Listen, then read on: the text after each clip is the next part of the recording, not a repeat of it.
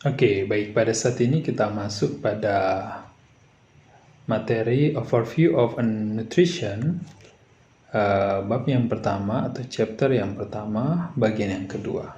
Dengan kata lain, materi ini merupakan materi yang termasuk dalam bab yang pertama atau merupakan kelanjutan dari bab yang pertama, bagian pertama.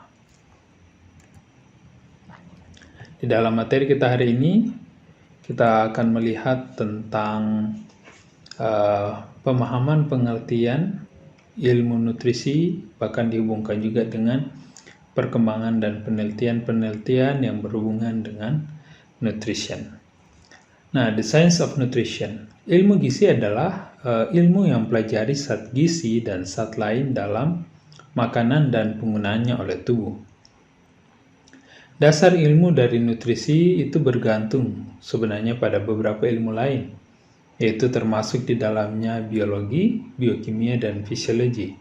Nah, seiring perkembangan ilmu pengetahuan, nutrisi itu suatu bidang ilmu yang masih tergolong muda, tetapi seperti yang dapat kita lihat dari pembahasan, bahwa banyak yang telah terjadi dalam perkembangan nutrisi dalam waktu yang singkat. Dan saat ini memasuki sebuah proses percepatan pertumbuhan yang luar biasa, oleh karena para ilmuwan menerapkan pengetahuan yang diperoleh dari pengurutan genom manusia, di mana di dalamnya mengintegrasikan nutrisi, genomik, dan biologi molekuler yang telah membuka dunia studi baru yang disebut dengan genomic nutrisi, di mana sebuah bidang ilmu yang pelajari tentang bagaimana nutrisi itu mempengaruhi aktivitas gen dan bagaimana gen mempengaruhi interaksi antara diet dan penyakit. Nah, dalam hal ini pentingnya kita melakukan juga penelitian, di mana penelitian memberikan support yang luar biasa, kemajuan yang luar biasa dalam bidang pengetahuan nutrisi. Umumnya seseorang itu bergantung pada pengalaman pribadi atau laporan dari teman dalam mengumpulkan informasi-informasi tentang nutrisi. Tetapi peneliti biasanya menggunakan metode ilmiah untuk memandu pekerjaan mereka. Seperti yang ditunjukkan pada gambar, penelitian akan selalu dimulai dengan sebuah pertanyaan atau masalah. Misalnya, makanan atau nutrisi apakah yang dapat melindungi Anda dari flu biasa? Nah, untuk mencari jawabannya, para ilmuwan maupun peneliti, mereka akan melanjutkan dengan membentuk sebuah hipotesa atau hipotesis. Memformulasi sebuah hipotesis atau tebakan, seperti contohnya, makanan yang kaya vitamin C dapat mengurangi jumlah flu biasa. Sesudah itu, mereka secara sistematis akan melakukan studi-studi penelitian untuk mengumpulkan data yang akan menguji hipotesis tersebut. Apakah benar? Apakah ia bisa menjawab masalah di atas atau tidak? Nah, beberapa contoh dari berbagai jenis desain penelitian akan disajikan pada gambar berikut, di mana di dalam setiap jenis penelitian yang dilakukan atau dipilih, masing-masing memiliki strengths atau kekuatan dan weakness atau kelemahan, yang akibatnya tentu beberapa akan memberikan bukti yang lebih kuat daripada yang lainnya. Nah, dalam usaha menemukan apakah suatu zat gizi dapat meredakan gejala atau membantu dalam proses penyembuhan suatu penyakit, maka para peneliti dengan sengaja memanipulasi satu variabel, misalnya jumlah vitamin C dalam diet, dan selanjutnya mengukur setiap perubahan yang diamati, apakah contohnya munculnya kejadian pilek atau jumlah kejadian pilek. Nah, sebisa mungkin semua kondisi lain itu dipertahankan konstan, dan proses itu akan digambarkan berikut, yaitu dimulai seperti sebuah konsep sistem kontrol. Nah, di dalam studi yang meneliti tentang efektivitas vitamin C, nah peneliti biasanya membagi subjek itu menjadi dua kelompok. Satu kelompok disebut sebagai kelompok eksperimen, mereka akan menerima suplemen vitamin C. Dan yang lainnya, kelompok kontrol tidak menerima suplemen vitamin C. Peneliti mengamati kedua kelompok untuk menentukan apakah satu kelompok ini mengalami pilek lebih sedikit atau lebih pendek daripada yang lain. Dalam diskusi berikut akan menjelaskan beberapa perangkap yang melekat dalam eksperimen semacam ini dan cara-cara untuk menghindarinya. Nah, dalam menyortir subjek ke dalam dua kelompok, penting sekali sebagai peneliti harus memastikan bahwa setiap orang memiliki kesempatan yang sama untuk dimasukkan ke dalam kelompok eksperimen maupun kelompok kontrol. Hal ini dapat dicapai dengan proses random atau pengacakan, yaitu subjek dipilih secara acak dari populasi yang sama dengan melempar koin ataupun metode lain yang melibatkan peluang. Nah, pengacakan akan membantu untuk memastikan bahwa hasil mencerminkan pengobatan dan bukan faktor yang mungkin mempengaruhi dalam proses pengelompokan subjek.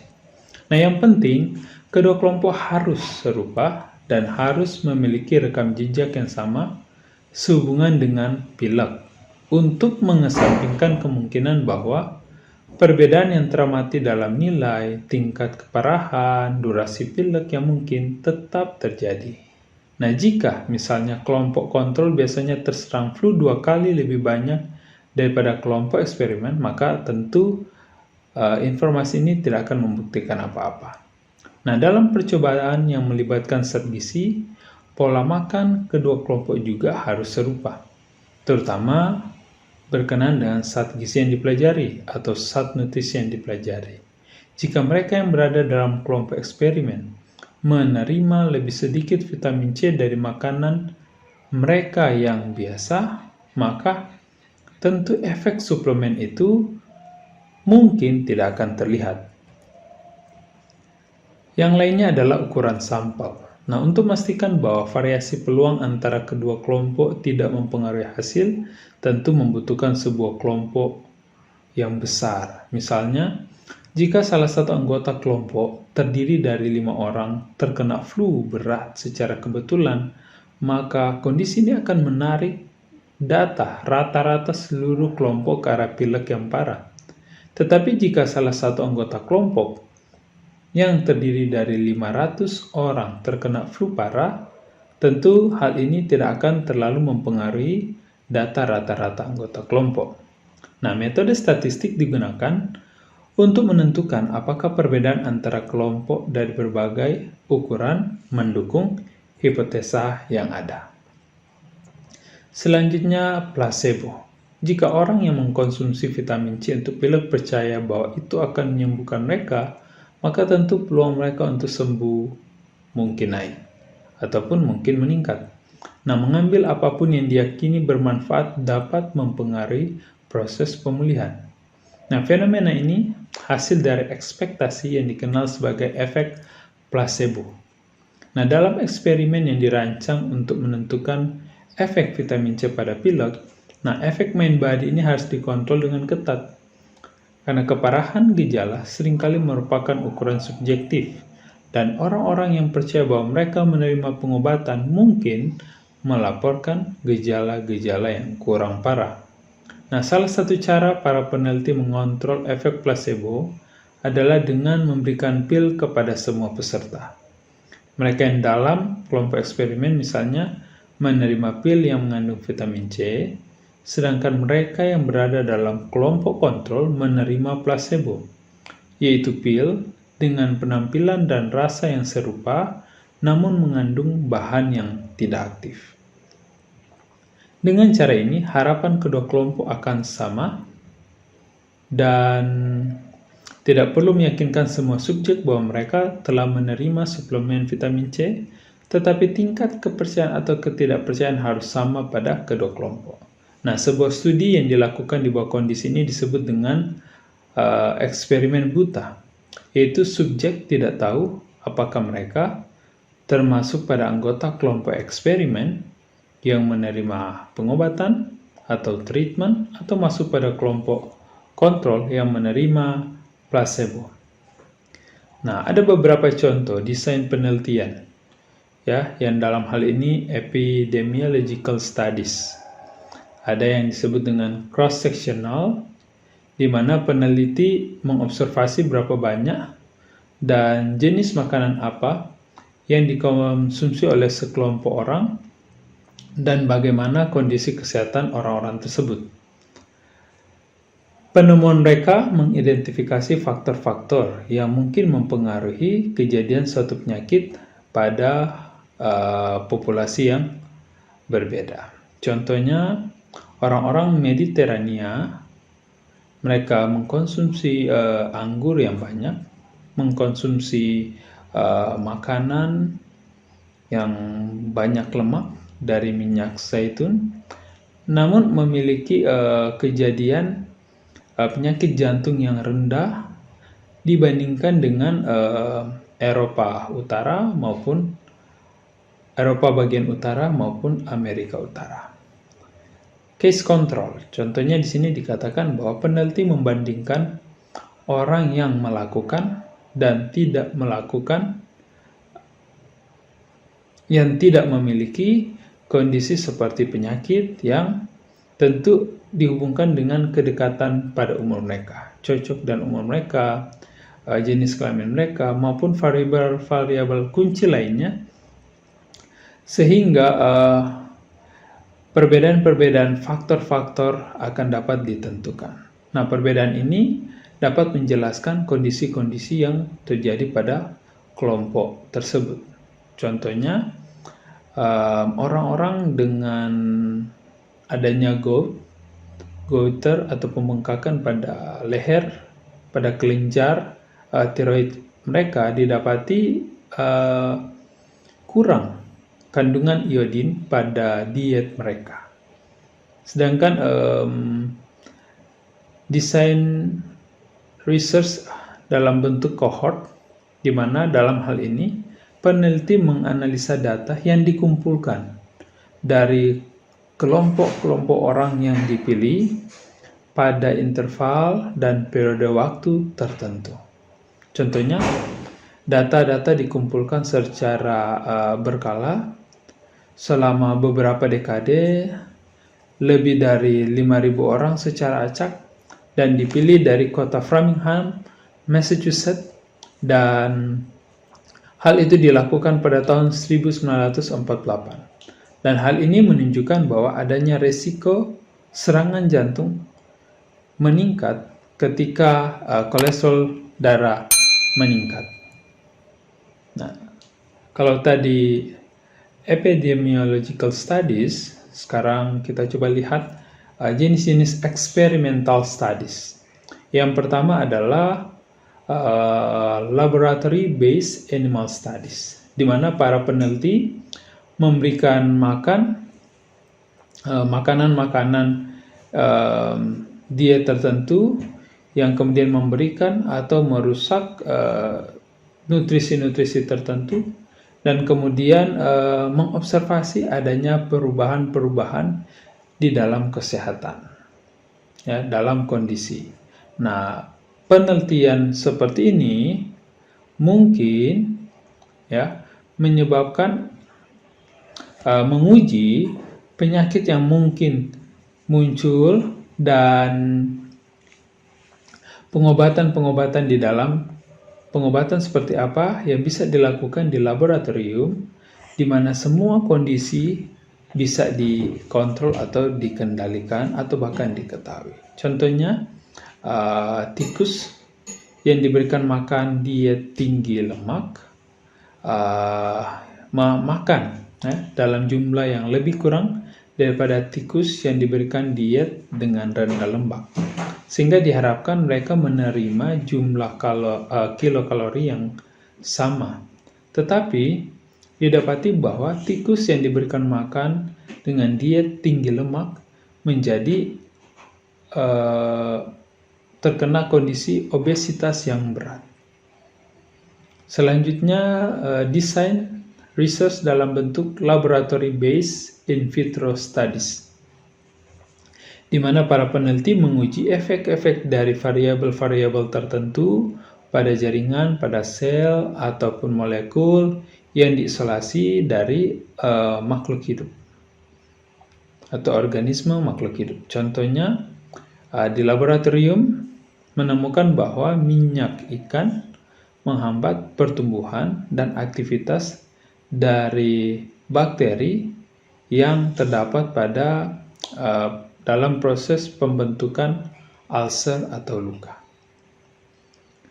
Kemudian desain penelitian lain dikenal dengan human intervention or clinical trials, di mana para peneliti meminta orang-orang untuk mengadopsi sebuah perilaku yang baru, seperti mengkonsumsi buah jeruk, mengambil suplemen vitamin C, ataupun bergerak badan setiap hari.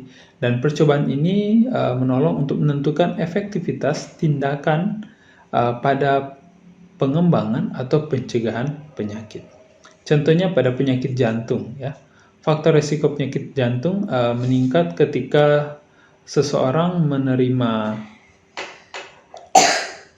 mengalami perbaikan ketika seseorang menerima jus lemon setiap hari selama 2 bulan dibandingkan dengan mereka yang mengkonsumsi diet tersebut secara rendah atau mengkonsumsi diet vitamin C dengan kadar yang rendah, meskipun kedua kelompok mengikuti juga diet atau mengkonsumsi diet dengan tinggi lemak jenuh.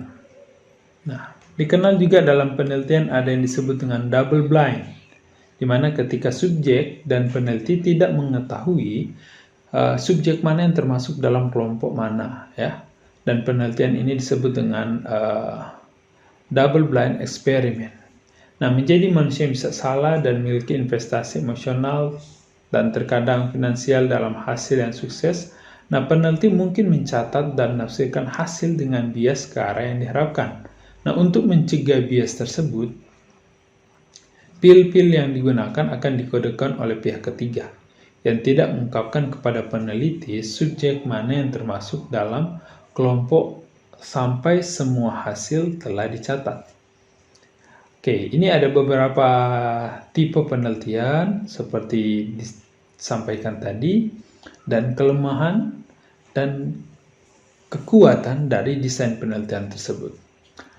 Untuk tipe penelitian epidemiological studies, ya, yang menentukan adanya kejadian, persebaran penyakit pada suatu populasi, yang di dalamnya termasuk cross-sectional, case control, and cohort.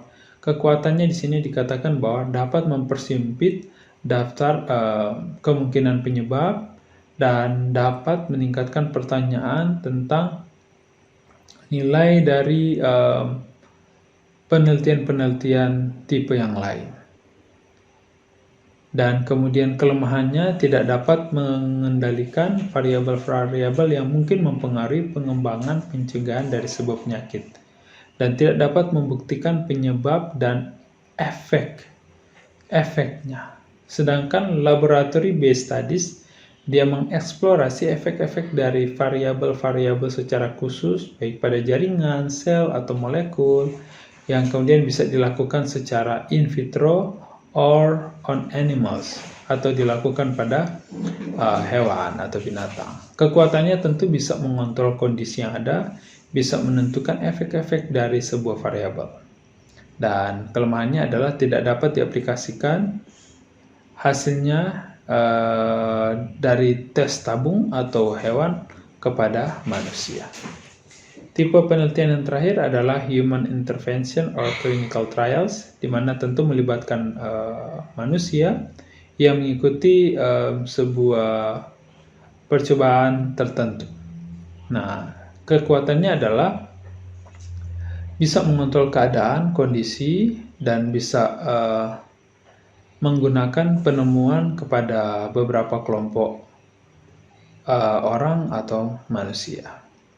Namun kelemahannya adalah tidak mampu mengeneralisasi penemuan itu kepada semua orang atau semua makhluk hidup, dan tidak bisa menggunakan pengobatan tertentu untuk alasan klinis maupun oleh karena alasan etika. Nah, Selanjutnya, menganalisis temuan penelitian. Temuan penelitian harus dianalisis tentunya dan ditafsirkan dengan kesadaran akan keterbatasan setiap penelitian, di mana para ilmuwan harus berhati-hati dalam menarik kesimpulan apapun sampai mereka mengumpulkan bukti dari berbagai penelitian yang menggunakan berbagai jenis desain penelitian. Dan sebagai bukti terakumulasi, para ilmuwan mengembangkan teori yang mengintegrasikan berbagai temuan dan menjelaskan hubungan-hubungan yang kompleks. Oke, ini beberapa glosari dari istilah-istilah penelitian. Nah, selanjutnya kita membahas tentang korelasi dan penyebab. Nah, para peneliti sering memeriksa hubungan antara dua variabel atau lebih. Misalnya, asupan vitamin C harian dan jumlah pilek atau durasi tingkat keparahan gejala pilek. Nah, yang penting adalah peneliti harus mampu mengamati, mengukur, memverifikasi variabel yang dipilih. Nah, temuan terkadang menunjukkan tidak ada korelasi antara variabel, terlepas apakah jumlah vitamin C-nya yang dikonsumsi atau jumlah pileknya tetap sama. Di lain waktu, penelitian menemukan korelasi positif, di mana semakin banyak vitamin C, dan semakin banyak pilek, atau korelasi negatif, di mana semakin banyak vitamin C, semakin sedikit pilek. Nah, bukti korelasional hanya membuktikan bahwa variabel-variabel itu berhubungan, bukan yang satu menjadi penyebab yang lain. Nah, orang sering melompat kepada kesimpulan ketika mereka melihat korelasi, tapi sebenarnya kesimpulan mereka sering salah. Untuk benar-benar membuktikan bahwa A menyebabkan B, maka para ilmuwan harus menemukan bukti mekanismenya, yaitu penjelasan tentang bagaimana variabel A dapat menyebabkan variabel B atau hal B. Selanjutnya, perlu melakukan kesimpulan yang berhati-hati. Karena ketika peneliti mencatat, menganalisis hasil eksperimen mereka harus berhati-hati dalam menafsirkan temuan mereka. Misalnya, dalam studi epidemiologi, para ilmuwan dapat menggunakan segmen tertentu dari populasi, katakanlah pria berusia 18 hingga 30 tahun. Ketika para ilmuwan menarik kesimpulan, mereka berhati-hati untuk tidak mengeneralisasi temuan itu untuk semua orang. Demikian pula para ilmuwan yang melakukan studi penelitian menggunakan hewan, berhati-hati dalam menerapkan temuan mereka pada manusia. Kesimpulan dari satu studi penelitian selalu tentatif dan memperhitungkan temuan dari studi yang dilakukan oleh ilmuwan lain juga. Nah, saat bukti-bukti terakumulasi, maka para ilmuwan mendapatkan kepercayaan diri untuk membuat rekomendasi yang mempengaruhi kesehatan dan kehidupan masyarakat. Namun, pernyataan mereka diucapkan dengan hati-hati seperti diet tinggi buah dan sayuran dapat melindungi dari beberapa jenis kanker. Cukup sering ketika para ilmuwan mendekati jawaban untuk satu pertanyaan penelitian, mereka mengajukan beberapa pertanyaan lagi, sehingga diharapkan proyek penelitian masa depan tidak pernah kekurangan. Penyelidikan ilmiah lebih lanjut kemudian berusaha menjawab pertanyaan seperti zat apa di dalam buah dan sayuran yang memberikan perlindungan. Jika zat itu ternyata adalah vitamin yang ditemukan begitu melimpah dalam produk segar, maka berapa banyak yang dibutuhkan untuk memberikan perlindungan? Bagaimana kira-kira vitamin ini mampu melindungi dari kanker? Dan apakah itu tindakan mereka sebagai nutrisi antioksidan? Nah, jika tidak, mungkinkah itu tindakan lain atau bahkan zat lain yang menjelaskan tentang adanya perlindungan yang diberikan buah dan sayuran terhadap pasien yang mengidap kanker? Penerbitan penelitian. Tentunya, temuan dari studi penelitian akan diserahkan kepada Dewan Peninjau, yang dalam hal ini terdiri dari ilmuwan lain yang secara ketat tentu mengevaluasi studi untuk memastikan bahwa metode ilmiah diikuti. Proses yang dikenal sebagai peer review. Para pengulas mengkritik tentang hipotesis penelitiannya atau mungkin metodologi, signifikansi penggunaan statistik, bahkan kesimpulan. Jika nanti peninjau menganggap kesimpulan didukung dengan baik oleh bukti, yaitu jika memiliki validitas, mereka mendukung karya tersebut untuk dipublikasikan dalam jurnal ilmiah di mana orang lain dapat membacanya, dan hal ini menimbulkan poin penting mengenai informasi yang ditemukan di internet. Nah, banyak yang dipublikasikan tanpa pengawasan ketat dari peer review. Akibatnya, pembaca harus memikul tanggung jawab yang lebih besar untuk meriksa data dan kesimpulan yang disajikan, seringkali tanpa manfaat dari kutipan jurnal. Bahkan ketika sebuah temuan baru diterbitkan atau dirilis ke media, itu masih hanya awal dan tidak terlalu berarti dengan sendirinya. Ilmuwan lain perlu mengkonfirmasi atau menyangkal temuan melalui replikasi. Untuk diterima ke dalam tubuh pengetahuan nutrisi, sebuah temuan harus tahan terhadap pengujian berulang yang ketat dalam eksperimen yang dilakukan oleh beberapa peneliti berbeda. Apa yang kita tahu dalam hasil nutrisi dari tahun-tahun mereplikasi temuan studi dan mengkomunikasikan temuan terbaru dalam konteks yang tepat tanpa mendistorsi atau menyederhanakan pesan merupakan tantangan bagi para ilmuwan dan jurnalis. Dengan setiap laporan dari para ilmuwan, bidang nutrisi berubah sedikit, dan tentunya setiap temuan menyumbangkan bagian-bagian lain ke seluruh tubuh pengetahuan. Orang yang mengetahui bagaimana sains bekerja memahami bahwa temuan tunggal itu akan seperti bingkai tunggal dalam film yang hanyalah bagian kecil dari cerita yang lebih besar. Nah, selama bertahun-tahun, gambaran tentang apa yang benar dalam nutrisi secara bertahap berubah. Dan rekomendasi diet berubah untuk mencerminkan pemahaman penelitian ilmiah saat ini. Dalam highlights yang kelima, kita akan lihat nanti akan ada pandangan terperinci tentang bagaimana rekomendasi lemak makanan telah berkembang selama beberapa dekade terakhir karena para peneliti telah mengungkap hubungan antara berbagai jenis lemak dan perannya dalam mendukung atau bahkan membahayakan kesehatan. Nah, singkatnya, para ilmuwan belajar tentang nutrisi dengan melakukan eksperimen yang mengikuti protokol penelitian ilmiah. Dan para peneliti berhati-hati untuk membentuk kelompok kontrol dan eksperimen yang serupa, ukuran sampel yang besar, placebo, bahkan tindakan perawatan percobaan buta, di mana temuan mereka harus tentunya ditinjau dan direplikasi oleh ilmuwan lain sebelum temuan mereka diterima sebagai sesuatu yang sah atau valid. Nah, karakteristik penelitian yang dirancang dengan baik telah memungkinkan para ilmuwan untuk mempelajari tindakan nutrisi dalam tubuh. Dan penelitian semacam itu telah meletakkan dasar untuk mengukur berapa banyak setiap nutrisi yang dibutuhkan tubuh. Dietary Reference Index, referensi asupan diet.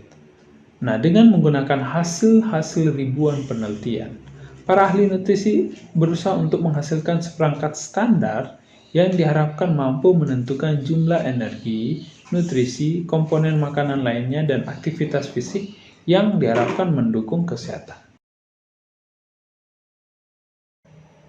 Nah, di dalam hal ini kita lihat bahwa rekomendasi ini disebut dengan Dietary Reference Index atau disingkat dengan DRI.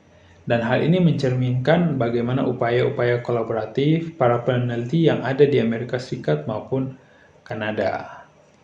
Selanjutnya, dalam menetapkan rekomendasi nutrisi, Komite DRI yang terdiri dari ilmuwan-ilmuwan yang berkualifikasi tinggi yang mendasarkan perkiraan kebutuhan nutrisi mereka pada pemeriksaan yang cermat dan interpretasi bukti ilmiah. Dan rekomendasi ini berlaku tentu untuk orang sehat dan mungkin juga tidak sesuai untuk orang dengan penyakit tertentu yang mungkin meningkat atau kebutuhan nutrisinya menurun. Nah, beberapa paragraf berikutnya akan membahas tentang aspek-aspek spesifik tentang bagaimana komite berjalan dalam menetapkan nilai-nilai yang membentuk DRI, di mana DRI adalah Dietary Reference Index, yaitu yang pertama dikenal dengan EAR atau Estimated Average Requirements, kemudian RDA,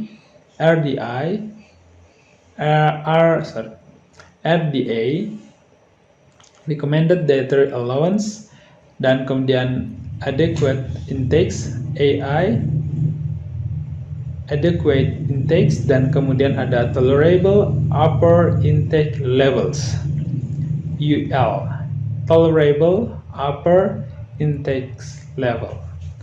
Nah, sekarang kita bahas tentang EAR, Estimated Average Requirements. Dalam hal ini, panitia atau komite meninjau ratusan studi penelitian untuk menentukan kebutuhan nutrisi. Berapa banyak yang dibutuhkan dalam makanan. Dan panitia biasanya memiliki kriteria yang berbeda untuk setiap nutrisi berdasarkan berbagai perannya dalam melakukan aktivitas dalam tubuh dan dalam mengurangi resiko penyakit. Nah, pemeriksaan terhadap semua data yang tersedia mengungkapkan bahwa tubuh setiap orang adalah unik dan memiliki serangkaian persyaratannya sendiri.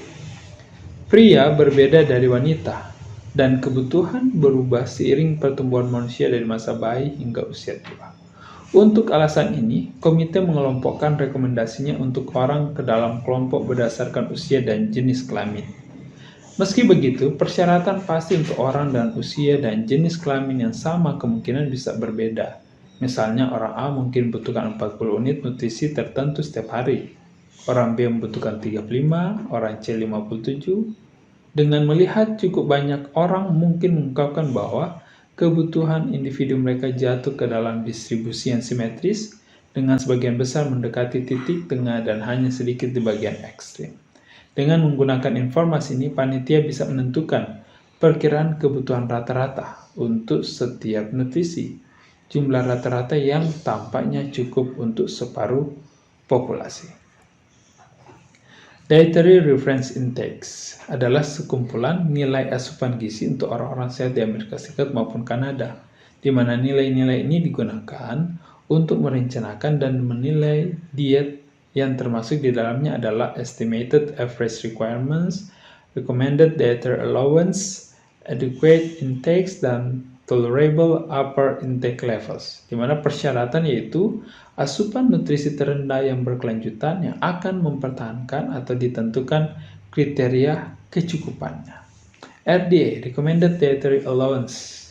Setelah kebutuhan nutrisi ditetapkan, panitia harus memutuskan asupan apa yang direkomendasikan untuk semua orang, yang dikenal dengan Recommended Dietary Allowance. Seperti yang kita lihat pada distribusi pada gambar, perkiraan kebutuhan rata-rata mungkin paling dekat dengan kebutuhan semua orang. Namun, jika orang mengkonsumsi persis kebutuhan rata-rata nutrisi yang diberikan setiap hari, setengah dari populasi akan mengalami defisiensi nutrisi tersebut. Misalnya, orang C akan termasuk di antara mereka. Oleh karena itu, rekomendasi ditetapkan cukup tinggi di atas rata-rata perkiraan persyaratan yang diharapkan mampu memenuhi kebutuhan sebagian besar orang sehat.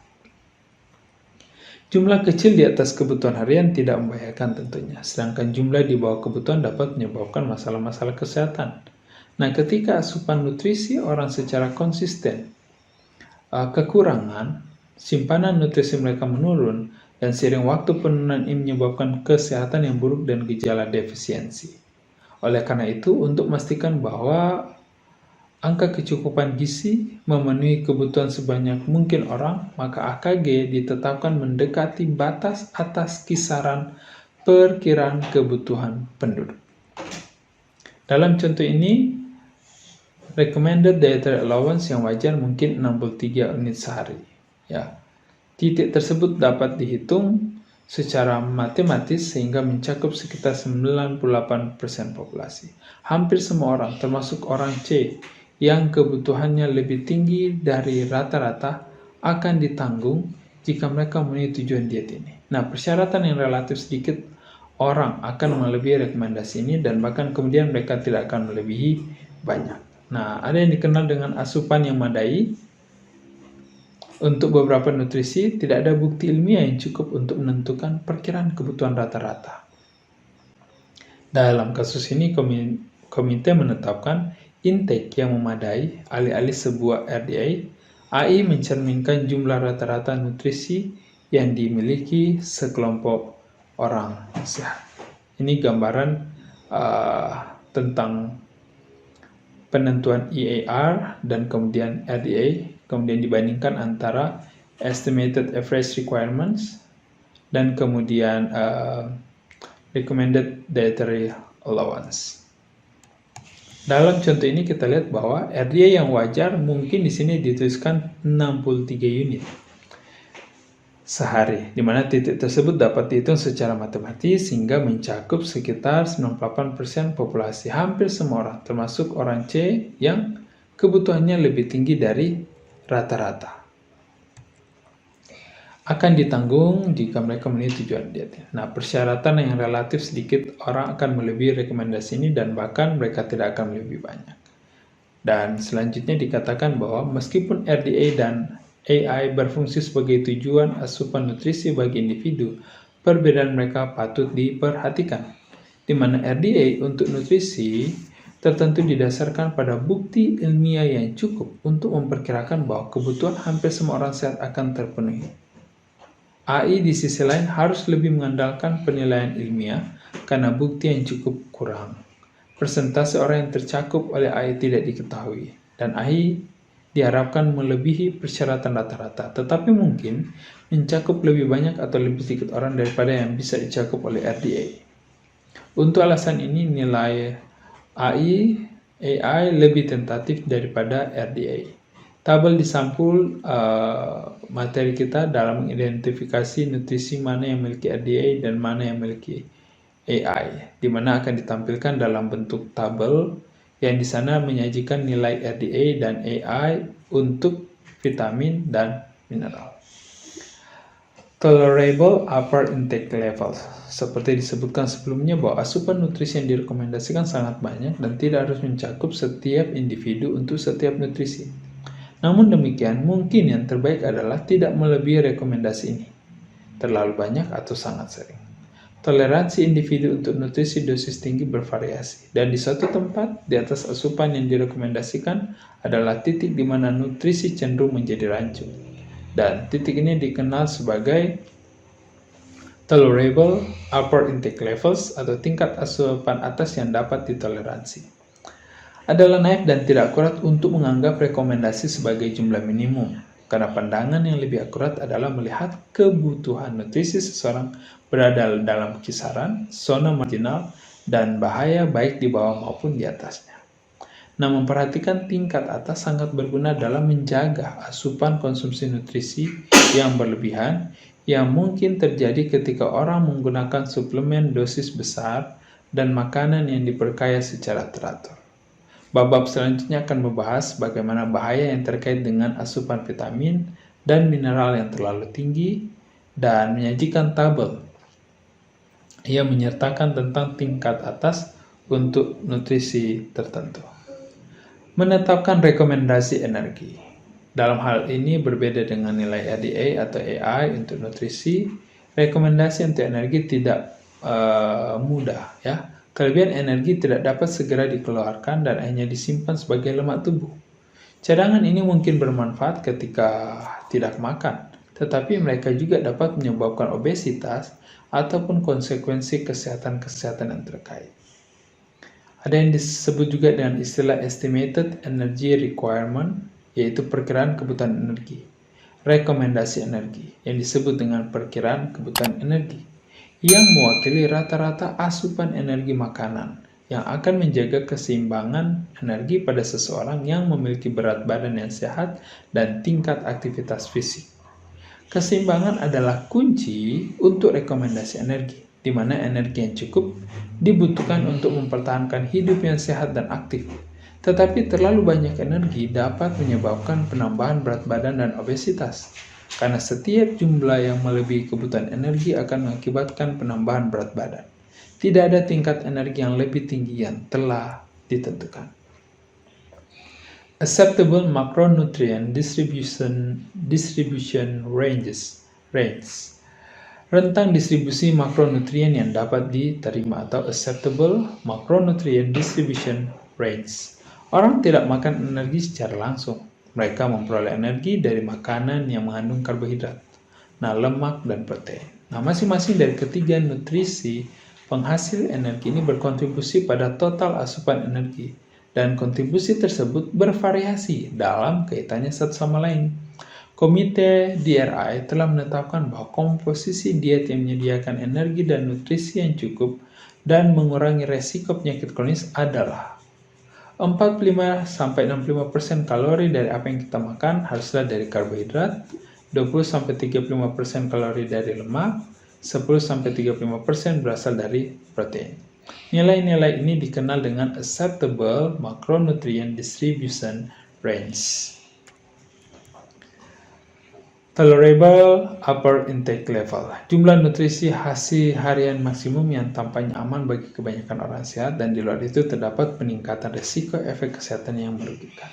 Estimated energy requirement, rata-rata asupan energi makanan yang menjaga keseimbangan energi dan kesehatan yang baik pada seorang pada usia, jenis kelamin, berat badan, tinggi badan, dan tingkat aktivitas fisik tertentu. Sedangkan rentang distribusi makronutrien yang dapat diterima yaitu rentang asupan nutrisi energi yang memberikan energi dan nutrisi yang cukup dan mengurangi risiko penyakit kronis. Satu perkiraan asupan energi dan nutrisi yang cukup berlaku untuk orang sehat. Mereka perlu disesuaikan untuk orang yang kekurangan gizi atau mereka yang memiliki masalah medis yang mungkin memerlukan asupan tambahan atau terbatas. Rekomendasi bukanlah persyaratan minimum, juga bukan asupan yang optimal untuk semua individu. Rekomendasi hanya dapat menargetkan sebagian besar orang dan belum dapat menjelaskan adanya variasi individu dalam kebutuhan nutrisi. Mengingat ledakan pengetahuan baru-baru ini tentang genetika, harinya mungkin akan segera tiba ketika para ilmuwan nutrisi dapat menentukan kebutuhan nutrisi optimal per individu. Sampai saat itu, ahli diet terdaftar dan profesional kesehatan berkualifikasi lainnya dapat membantu menentukan mungkin apakah rekomendasi harus disesuaikan dengan memenuhi kebutuhan individu. Selanjutnya, sebagian besar tujuan nutrisi dimaksudkan untuk dipenuhi melalui diet yang terdiri dari berbagai makanan bila memungkinkan. Karena makanan mengandung campuran nutrisi maupun non-nutrisi, mereka memberikan lebih dari sekedar nutrisi yang tercakup dalam rekomendasi.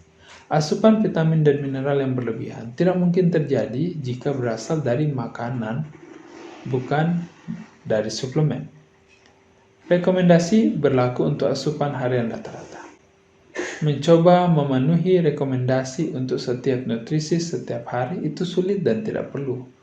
Lamanya waktu di mana asupan seorang dapat menyimpan dan rata-rata tanpa risiko kekurangan atau overdosis bervariasi untuk setiap nutrisi, tergantung pada bagaimana tubuh menggunakan dan menyimpan nutrisi. Untuk sebagian besar nutrisi, contoh seperti tiamin dan vitamin C, kekurangan akan menyebabkan perkembangan gejala defisiensi yang cepat dalam beberapa hari atau minggu. Untuk orang lain, seperti vitamin A dan vitamin B12, defisiensi akan berkembang lebih lambat, bahkan berbulan-bulan atau bertahun-tahun. Setiap kategori DRI memiliki tujuan yang unik, misalnya perkiraan kebutuhan rata-rata paling tepat digunakan untuk mengembangkan dan mengevaluasi program gizi untuk kelompok seperti anak sekolah atau personal militer. RDA tidak dapat digunakan untuk menetapkan tujuan bagi individu. Tingkat asupan atas yang dapat ditoleransi berfungsi sebagai pengingat untuk menjaga asupan nutrisi di bawah jumlah yang meningkatkan risiko toksisitas. Bukan masalah umum ketika nutrisi berasal dari makanan, tetapi kemungkinan nyata untuk beberapa nutrisi jika suplemen digunakan secara teratur. Dengan pemahaman ini, para profesional dapat menggunakan DRI untuk berbagai tujuan. Setidaknya 40 negara dan organisasi internasional yang berbeda telah menerbitkan standar nutrisi yang serupa dengan yang digunakan di Amerika Serikat dan Kanada.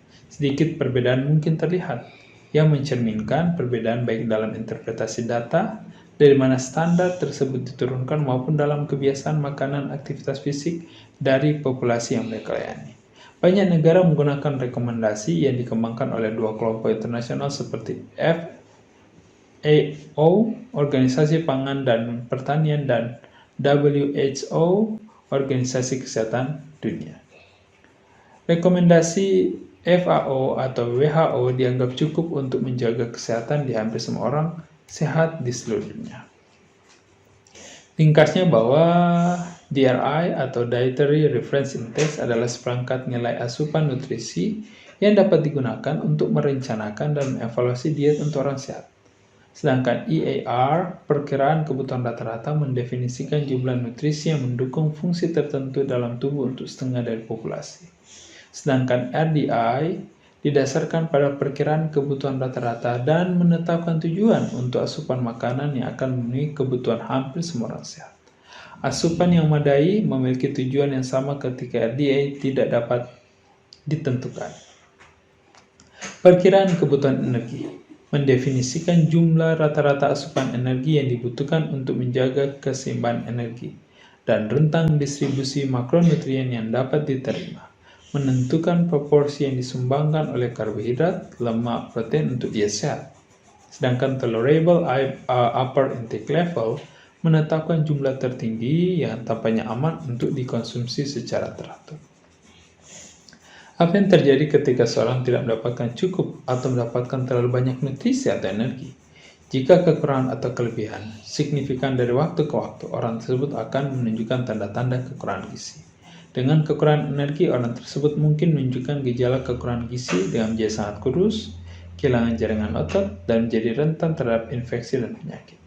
Dengan kekurangan nutrisi, orang tersebut mungkin mengalami ruam kulit, depresi, rambut rontok, gusi berdarah, kejang otot, rabun senja, atau gejala lainnya. Dengan kelebihan energi, orang tersebut dapat menjadi gemuk, rentan terhadap penyakit yang berhubungan dengan kelebihan gizi, seperti penyakit jantung, bahkan penyakit diabetes. Dengan kondisi overdosis nutrisi yang tiba-tiba, orang tersebut mungkin mengalami kondisi hot flash, kulit menguning, detak jantung cepat, tekanan darah rendah, ataupun gejala lainnya. Demikian pula dari waktu ke waktu. Asupan nutrisi teratur yang melebihi kebutuhan mungkin juga memiliki efek buruk.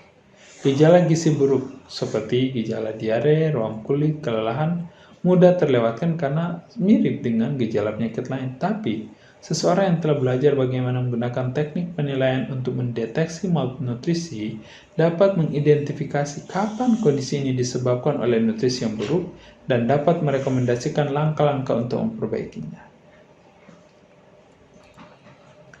Penilaian gizi individu. Untuk menyiapkan penilaian nutrisi, seorang ahli diet yang terdaftar ataupun profesional perawatan kesehatan terlatih lainnya dapat menggunakan beberapa tahap seperti mencari tahu informasi riwayat diri dari pasien, mengecek data antropometri, melakukan pemeriksaan fisik, maupun berkolaborasi dalam melakukan tes laboratorium. Masing-masing metode ini melibatkan pengumpulan data dan dalam berbagai cara, dan menafsirkan setiap temuan dalam kaitannya dengan yang lain untuk menciptakan gambaran yang utuh. Informasi histeris atau riwayat. Salah satu langkah dalam mengevaluasi status gizi adalah memperoleh informasi tentang riwayat seseorang sehubungan dengan status kesehatan, status sosial ekonomi, penggunaan obat, dan diet. Riwayat kesehatan mencerminkan rekam medis seseorang dan dapat mengungkapkan penyakit yang mengganggu kemampuan orang tersebut untuk makan atau penggunaan nutrisi oleh tubuh.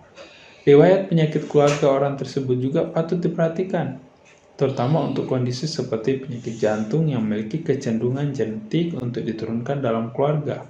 Keadaan ekonomi mungkin menunjukkan ketidakmampuan finansial untuk beli makanan, fasilitas dapur yang tidak memadai untuk menyiapkannya. Faktor sosial seperti status perkawinan, latar belakang etnis, tingkat pendidikan juga mempengaruhi pilihan makanan dan status gizi. Riwayat obat, termasuk semua obat yang diresepkan yang dijual bebas serta zat ilegal, dapat menyoroti kemungkinan interaksi yang mengarah pada terjadinya defisiensi nutrisi. Riwayat diet yang memeriksa asupan makanan, minuman, suplemen seseorang dapat mengungkapkan apakah seseorang itu mengalami kelebihan, kekurangan nutrisi, atau energi. Untuk mengambil riwayat diet, seorang penilai mengumpulkan data tentang makanan yang dimakan seseorang. Data dapat dikumpulkan dan mencatat makanan yang dimakan orang tersebut selama 24 jam, 3 hari, seminggu, atau lebih dengan menanyakan makanan apa yang biasanya dimakan orang tersebut dan berapa banyak masing-masing. Nah, hari-hari dalam catatan harus cukup khas dari diet orang tersebut dan ukuran porsinya harus dicatat secara akurat untuk mendapatkan suatu gambaran jumlah nutrisi yang dikonsumsi, di mana penilai biasanya masukkan makanan, ukuran porsi ke komputer dengan kemudian menggunakan program analisis diet. Nah, langkah ini juga dapat dilakukan secara manual dengan mencari setiap makanan dalam tabel komposisi makanan yang terdapat contohnya pada lampiran dalam materi kita, di mana penilai kemudian membandingkan asupan nutrisi yang dihitung dengan DRI untuk menentukan kemungkinan kecukupan. Alternatifnya, riwayat diet dapat dibandingkan dengan standar. Perkiraan asupan energi dan nutrisi dari riwayat diet bila dikombinasikan dengan sumber informasi lain dapat membantu mengkonfirmasi atau mengesampingkan kemungkinan masalah nutrisi yang dicurigai. Asupan nutrisi yang cukup tidak menjamin kecukupan, dan asupan yang tidak mencukupi tidak selalu menunjukkan defisiensi. Tentu temuan tersebut bagaimanapun memperingatkan akan adanya kemungkinan masalah. Teknik yang kedua dikenal dengan data antropometrik, yang membantu mengungkap masalah gizi adalah dengan melakukan pengukuran antropometris seperti tinggi, berat badan. Penilai membandingkan ukuran seseorang dan standar untuk jenis kelamin, usia, atau dengan pengukuran sebelumnya pada individu yang sama. Pengukuran yang dilakukan secara berkala dibandingkan dengan pengukuran sebelumnya mengungkapkan pola, tren, status gizi seseorang secara keseluruhan. Tetapi, pengukuran tersebut memberikan sedikit informasi tentang nutrisi. Sebaliknya, pengukuran yang tidak sesuai dengan harapan dapat mengungkapkan masalah seperti kegagalan pertumbuhan pada anak-anak, pengecilan pembengkakan jaringan tubuh pada orang dewasa, dan obesitas, kondisi yang mungkin mencerminkan kekurangan atau kelebihan energi atau nutrisi. Metode yang ketiga yaitu pemeriksaan fisik. Dalam teknik penilaian gizi, yang ketiga ialah pemeriksaan fisik, di mana mencari petunjuk status gizi buruk, di mana setiap bagian tubuh yang diperiksa dapat memberikan petunjuk awal seperti pada rambut, mata, kulit, postur, lidah, kuku, dan lain-lain. Di mana tentu pemeriksaan ini memerlukan keterampilan karena banyak tanda fisik yang mencerminkan lebih dari satu defisiensi atau toksisitas nutrisi atau bahkan kondisi non-gizi. Seperti teknik penilaian lainnya, pemeriksaan fisik saja tidak menghasilkan kesimpulan yang tegas. Sebaliknya, pemeriksaan fisik mengungkapkan kemungkinan ketidakseimbangan yang harus dikonfirmasi dengan atau metode penilaian lain atau perlu dikonfirmasi lewat tindakan penilaian lainnya. Metode yang keempat yaitu tes laboratorium, di mana cara keempat ini untuk mendeteksi defisiensi, ketidakseimbangan atau toksisitas yang berkembang, yang adalah dengan mengambil sampel darah, urin, dan menganalisisnya di laboratorium dan membandingkan hasilnya dengan nilai normal untuk populasi yang sama. Tujuan pengkajian nutrisi adalah untuk mengungkap tanda-tanda awal malnutrisi sebelum gejala muncul, dan tes laboratorium paling berguna untuk tujuan ini. Selain itu, mereka dapat mengkonfirmasi kecurigaan yang diajukan oleh metode-metode penilaian lainnya. Besi misalnya. Mineral besi dapat digunakan untuk mengilustrasikan tahapan perkembangan defisiensi nutrisi dan teknik penilaian berguna untuk mendeteksinya. Tanda-tanda kekurangan zat besi yang tampak atau lahir yang muncul di akhir rangkaian peristiwa yang panjang. Pertama, tubuh kekurangan zat besi, baik karena kekurangan zat besi dalam makanan yang disebut dengan kekurangan primer, atau karena tubuh orang tersebut tidak cukup menyerap, mengeluarkan terlalu banyak, atau menggunakan zat besi secara tidak efisien yang dikenal dengan istilah defisiensi sekunder. Riwayat diet memberikan petunjuk tentang defisiensi primer, sedangkan riwayat kesehatan memberikan petunjuk tentang defisiensi sekunder. Selanjutnya, tubuh mulai menggunakan simpanan besinya, dan pada tahap ini, defisiensi dapat digambarkan sebagai subklinis. Itu adalah sebagai kondisi yang tersembunyi, meskipun mungkin terdeteksi oleh tes laboratorium, namun tidak ada tanda-tanda luar yang terlihat. Akhirnya, simpanan zat besi tubuh habis, dan sekarang ia tidak dapat membuat cukup sel darah merah yang mengandung zat besi untuk menggantikan sel-sel yang menua dan sekarat. Zat besi dibutuhkan dalam sel darah merah untuk membawa oksigen ke seluruh jaringan tubuh. Ketika zat besi kurang, sel darah merah yang dibuat lebih sedikit, yang tentu muncul pucat dan kecil, dan setiap bagian tubuh merasakan efek kekurangan oksigen. Sekarang gejala kekurangan zat besi mulai muncul, baik itu kelemahan, kelelahan, pucat, sakit kepala, yang mencerminkan keadaan darah yang kekurangan zat besi. Pemeriksaan fisik akan tentu membantu menjelaskan gejala-gejala ini. Untuk menilai status gizi satu populasi, peneliti melakukan survei menggunakan teknik yang serupa yang digunakan pada individu. Data yang terkumpul kemudian digunakan oleh berbagai instansi untuk berbagai tujuan, termasuk pengembangan tujuan kesehatan nasional. Program Pemantauan Gizi Nasional mengordinasikan banyak survei terkait nutrisi dan kegiatan penelitian dari berbagai lembaga federal. Terintegrasi, dua survei nasional utama menyediakan data komprehensif secara efisien.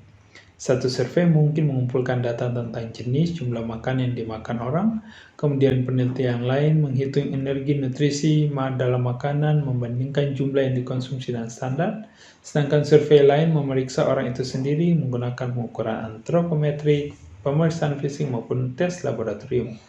Data-data ini bisa memberikan informasi berharga tentang beberapa kondisi terkait nutrisi, seperti keterlambatan pertumbuhan, penyakit jantung, kekurangan nutrisi.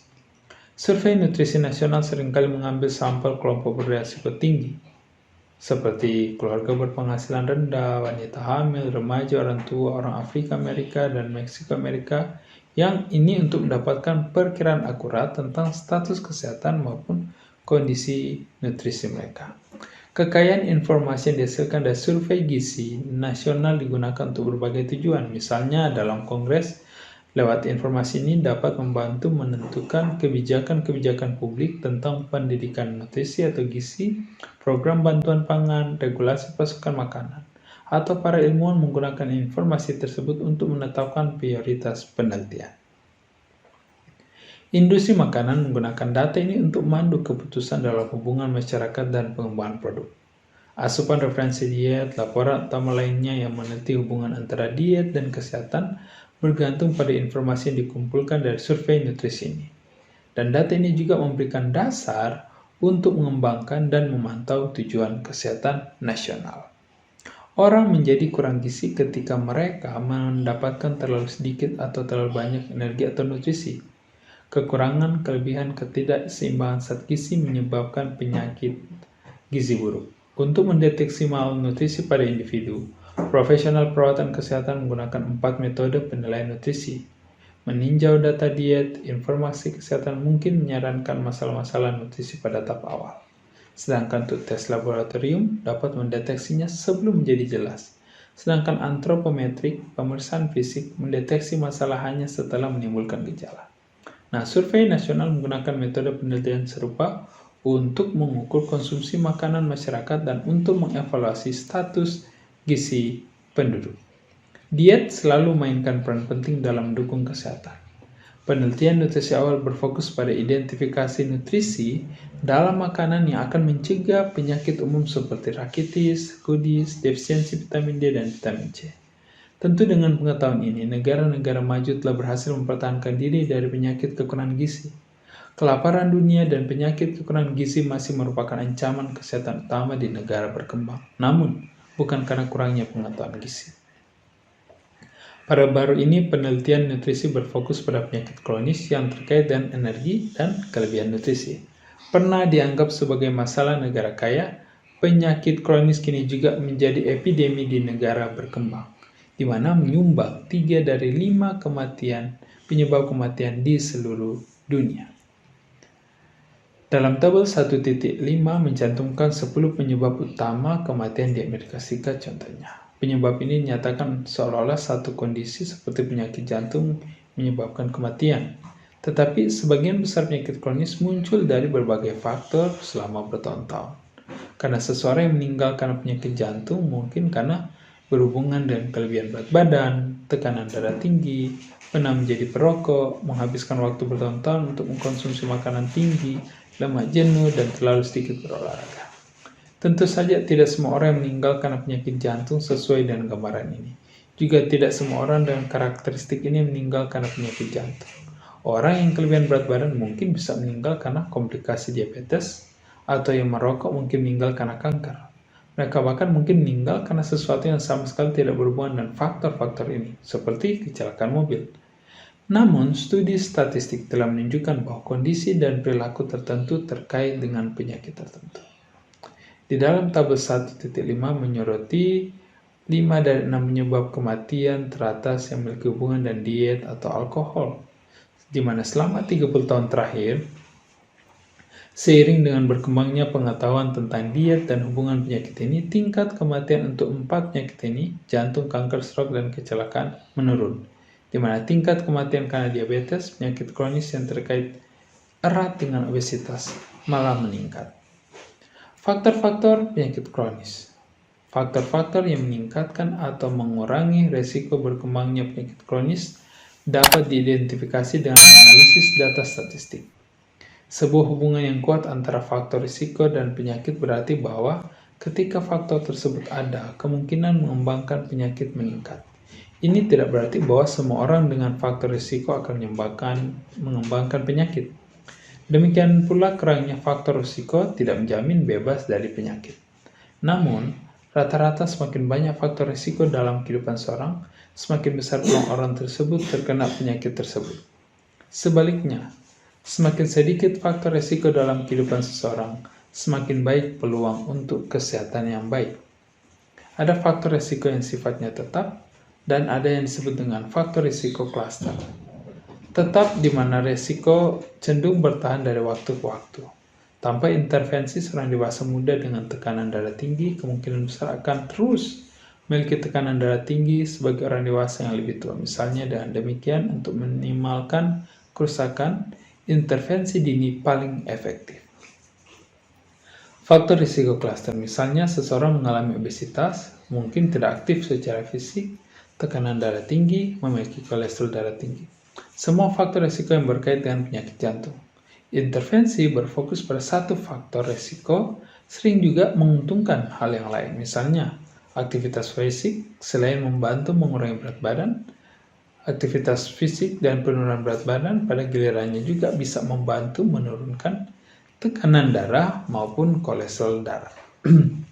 Faktor risiko yang paling menonjol berkontribusi terhadap kematian di Amerika Serikat adalah penggunaan tembakau, diikuti dengan pola diet, aktivitas, dan kemudian penggunaan alkohol.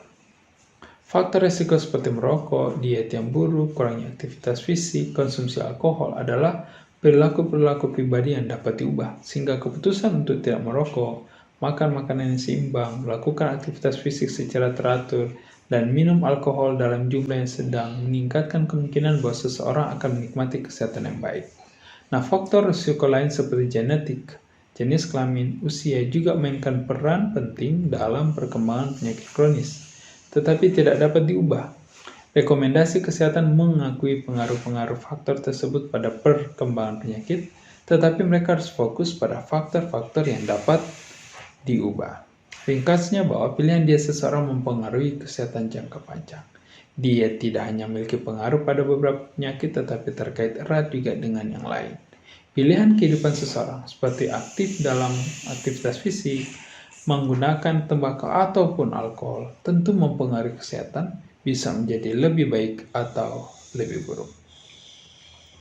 Sekian untuk materi kita yang menjadi bagian dari materi bab yang pertama tentang nutrisi dengan judul pengenalan nutrisi atau overview of nutrition. Diharapkan bisa bermanfaat bagi kita semua. Jangan lewatkan video selanjutnya sehingga diharapkan kita bisa menggali, berbagi lebih banyak tentang materi-materi nutrisi. Kiranya boleh bermanfaat bagi kita semua. Terima kasih.